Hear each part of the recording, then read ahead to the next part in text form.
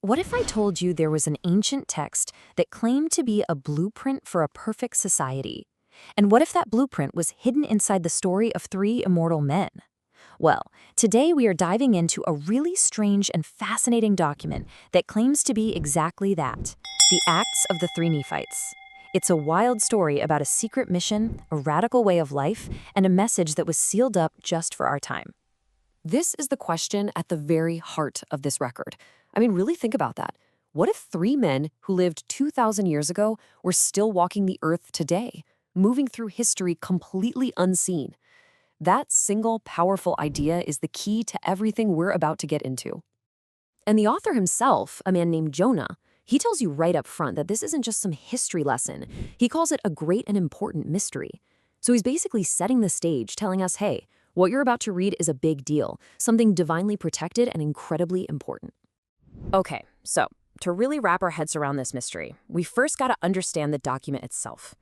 Before we get to the three immortal dudes, let's look at what this text actually claims to be, and, maybe more importantly, the unusual way it tells us we have to read it. So the record says its author is Jonah, who was one of Jesus' disciples in the ancient Americas. But here's the kicker. He claims he wasn't writing for the people of his own time. Nope. He says this whole account was supernaturally preserved, basically put in a time capsule to be opened in a future era he calls the fulness of times. Now, this is where it gets really unconventional. The author gives us a heads up, a warning. He says the stories in here are deliberately not in chronological order. He's mixing up past, present, and future on purpose, because he argues that you're not supposed to understand it with just logic. You're meant to get it through faith. That is a totally different way to approach a historical document, right? And that brings us to the stars of the show, the central figures of this whole story. So who exactly are these mysterious, ageless men? The text spends a lot of time explaining just how special they are and what their purpose is. So yeah, let's pull back the curtain. Who are they? And what on earth happened to them that made them so different from everybody else? Okay, so the story goes that Jesus offered his 12 disciples anything they wanted. 9 of them asked to finish up their missions and join him in his kingdom pretty quickly, a reasonable request. But 3 of them had a different idea, a much more radical one. They asked to stay on earth to continue their work for as long as the world stands. And this was the mind-blowing promise they got in return. Not just a long life, but something else entirely. They were told they would never taste the bitterness of death.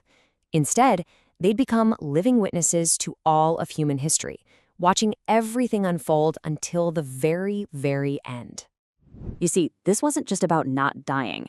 It was a total transformation. The text says they were transfigured. On one hand, you have normal mortal life, pain, death, the works. But in their new state, they wouldn't suffer those pains. Their bodies were changed in a flash, and their very minds were expanded so they could understand divine things. It was a fundamental change to their entire being. All right, so you're immortal. Now what? What do you do with all that time? For these 3, it came with a very specific and very secret mission that would last for millennia. Their job was to go everywhere, to minister to all kinds of people, what the text calls Jews and Gentiles, so basically everyone. But here's the crucial part. They had to do it in secret. The people they helped would have no clue who they really were. They were like history's hidden helpers. And the timeline here is just staggering. They're granted their wish around 34 AD. A couple centuries later, their society is falling apart, but they're still at it. Nearly 300 years after their transformation, around 325 AD, they're ministering to a prophet historian named Mormon. And their work still isn't done. It's an ongoing mission, waiting for a final future event. This new transfigured state also seems to have made them pretty much invincible.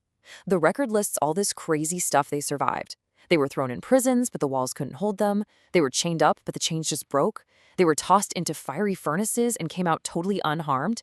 And my personal favorite, they were cast into dens with wild animals, and as the text says, they played with the beasts like a kid with a lamb. Now this is where the whole story pivots. The tale of the 3 immortal men isn't just an adventure story. The author, Jonah, uses their history as a launchpad to lay out a detailed blueprint for what he sees as a perfect society, a place he calls Zion. The ultimate goal revealed in the record is to create this utopian society called Zion. And this isn't an idea that comes out of nowhere. It's modeled after the legendary city of an ancient prophet named Enoch, a society that was said to be so unified and righteous that it was taken up into heaven. So, how would this society actually work? Well, at its core is a really radical economic and social system called the law of consecration. It starts with a personal covenant, basically an agreement to see everything as belonging to the community. Then, you consecrate your property to a common storehouse. In return, you get a stewardship, everything you need for your family and your work. And finally, any extra you create goes right back into the system for everyone's benefit. It's a self-sustaining, circular economy built on sharing. And this whole system is based on principles designed to completely get rid of inequality. I mean, imagine a society with no rich or poor, because everything is held in common. A council makes sure resources are distributed fairly.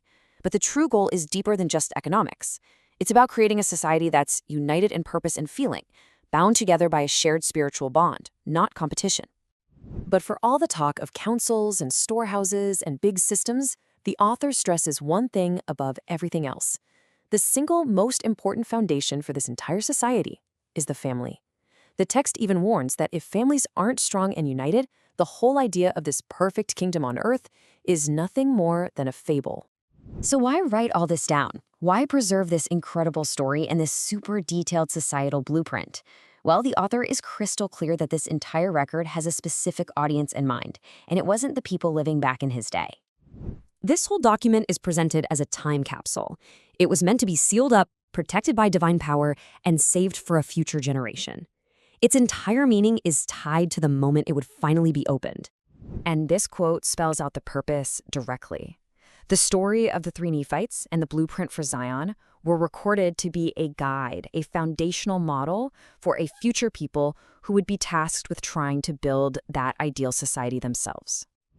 And that leaves us with the final big question the text leaves hanging in the air. Whether you see this as history, as an allegory, or something else entirely, the record forces you to think, what would it actually take for us to build a truly selfless society? What does a world with no rich or poor really look like? Is it even possible? A mystery indeed.